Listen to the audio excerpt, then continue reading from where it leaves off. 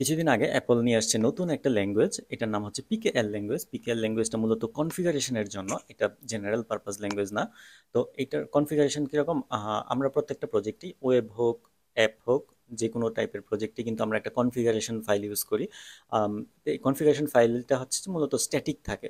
সাধারণ ফরম্যাটগুলো হচ্ছে Jason, XML, YML, অথবা আরও কিছু কনফিগারেশন ফরম্যাট আছে, সেগুলো ব্যবহার করা হয় বিভিন্ন প্রজেক্টে বিভিন্ন রকম।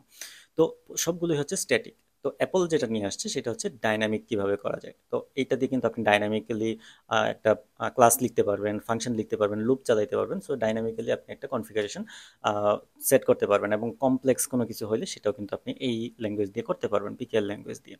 তো এটার মূল যে ব্যাপারটা হচ্ছে যে, এক হচ্ছে ডাইনামিক, আর হচ্ছে যে ভ্যালিডেশন। এটার চমৎকার একটা ফিচার আছে, সেটা হচ্ছে ভ্যালিডেশন।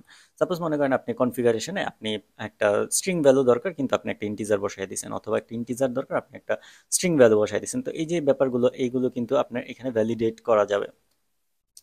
আর হ্যাঁ, প্রোগ্রামেবল, স্কেলেবল এবং ডেফিনেটলি সেফ। তো এটা কোন কোন ল্যাঙ্গুয়েজে কাজ করবে? তো এখন যেহেতু এটা একদম নতুন ল্যাঙ্গুয়েজ, এইখানে আমি যেটা দেখলাম ওদের ডকুমেন্টেশনে কটলিন, জাভা, সুইফট তো অবশ্যই যেহেতু তাদের ল্যাঙ্গুয়েজ, আর হচ্ছে গো ল্যাঙ্গুয়েজ। তো এই ল্যাঙ্গুয়েজগুলোকে সাপোর্ট দিচ্ছে।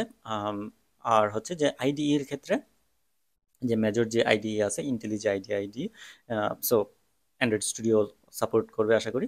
আর হচ্ছে ভিএস কোড, যেটা খুবই জনপ্রিয়। এগুলোর জন্য হচ্ছে যে আপনি একটা প্লাগইন ইনস্টল করে আপনি হচ্ছে যে এই পিকেএল ল্যাঙ্গুয়েজটা ব্যবহার করতে পারেন।